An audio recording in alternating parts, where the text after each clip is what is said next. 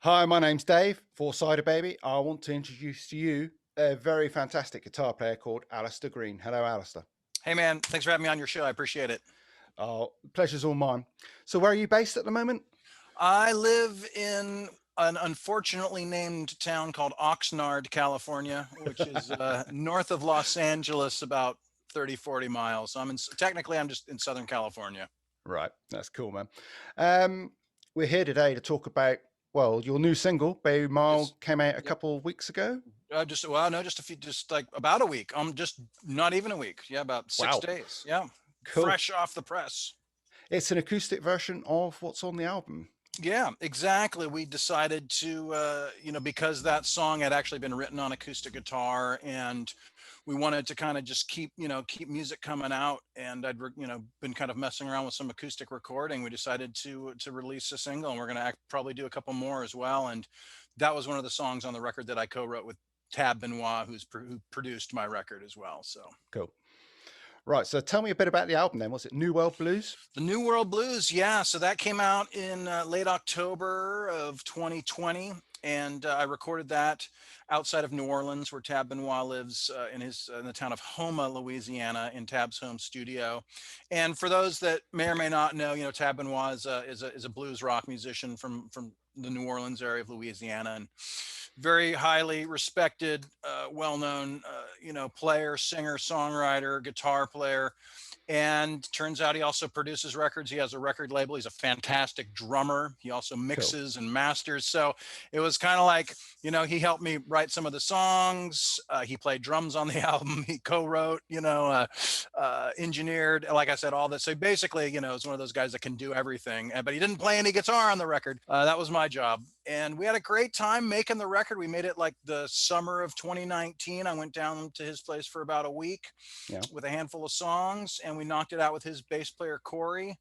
And I'm really proud of it. It's probably the most raw record I've ever made, in that there are hardly any overdubs. I'd say most of the vocals are overdubbed, but there's two live vocals on the record. The opening song, "Living Today," that's live vocal, live guitar, Cool. live drums. Like, not a lot of fixing, in kind of contrast to my previous solo record from 2017, Dream Train, which is a lot more kind of produced and put together.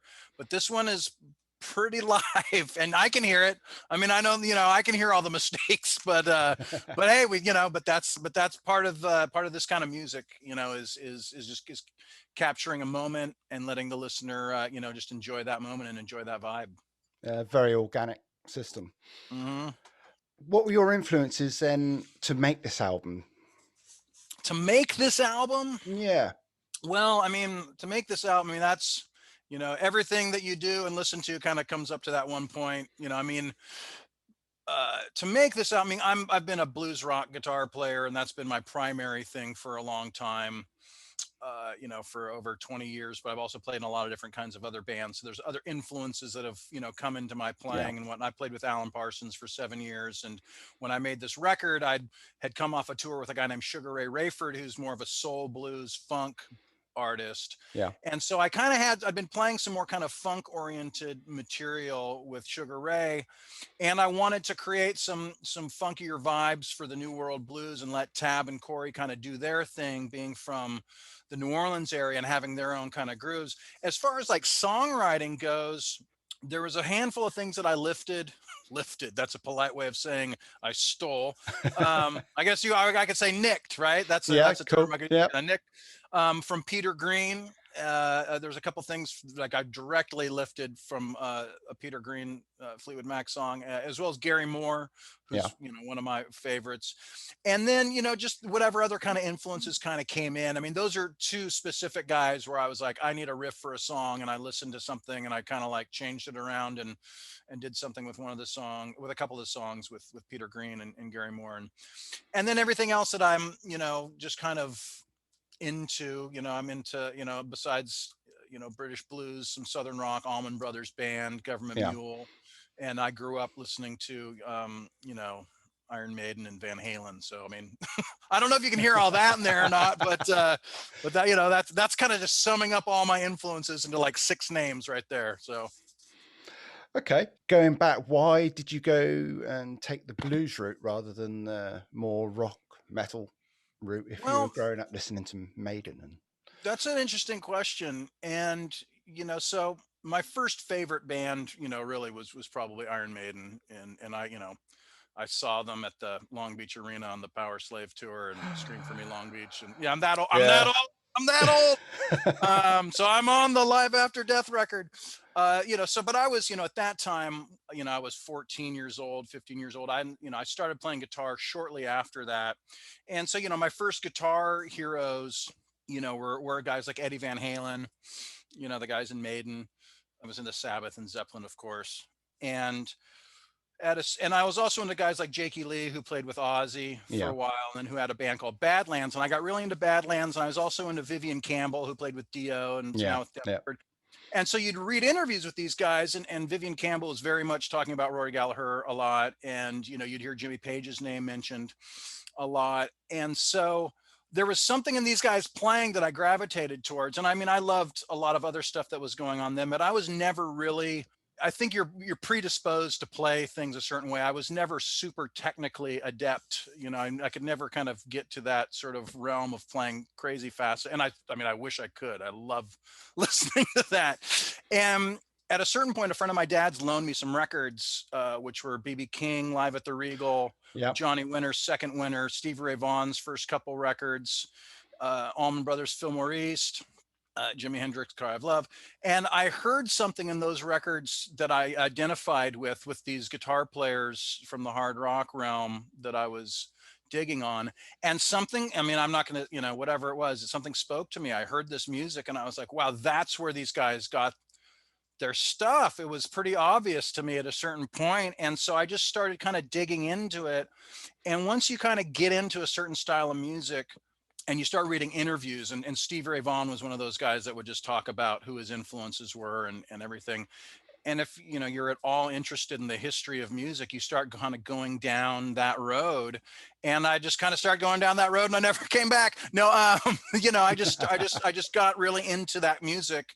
And I felt, as a guitar player, as a singer, and as a songwriter, that my voice was kind of in that realm. I mean, some of my stuff does, I mean, I don't know if it's like full on like this, but some of it is right maybe in there somewhere. On some of the previous records, I do play with distortion and gain, and I like riffs. Okay, so when did you start playing for blues musicians? I um mean, you know I what got you into that groove?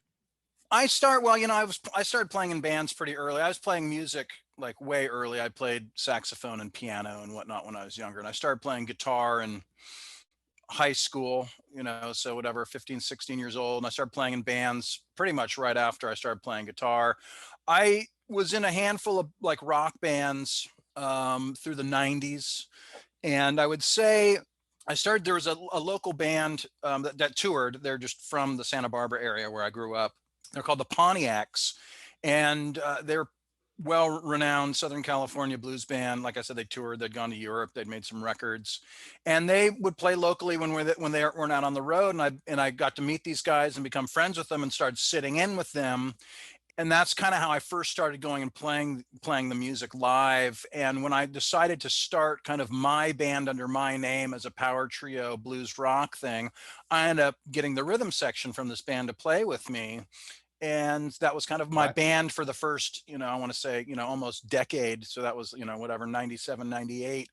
And so that's kind of when I started doing that. And at that same time, I started getting hired by bands, so you'd sit in and you'd meet other musicians. And then there was a little bit more of a scene in Southern California and in Santa Barbara in particularly.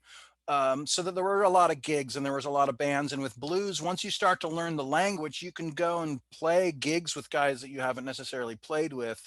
And so that's really where I kind of went to school on that stuff. And I still feel like, I mean, such a student of the music, really. And there's so much, I feel like I still need to learn. But that was really kind of when I started to do that, was late 90s, early 2000s, and playing a lot and playing with a lot of bands, and not even just blues Right. bands, but singer songwriters and a bunch of other stuff. So So you mentioned a power trio. Have you got a current lineup now? Yeah, so right now, Jim Rankin's the bass player that's been with me for over 10 years. And then drum wise, the drum chair kind of like rotates a little bit, kind of depending on who's available. Austin Beatty is the guy that you hear on all the records. And we've got a couple guys that have come out on the road with us, a guy named Chuck Hamill and a guy named Anthony Ambrose, are both fantastic drummers. So Cool. that's, so it kind of depends on, what I've got going on. Obviously, there haven't been a lot of gigs over the last year, but No. but yeah. So when those do start again, you'll be seeing some version of those three characters. Have you been doing some live streams I or YouTube videos? I did early on. I did something. I did a something called Throwdown Thursdays, where I'd play some music, but then I'd bring out vinyl and talk about records and different things. Just kind of kept it sort of more of a variety thing.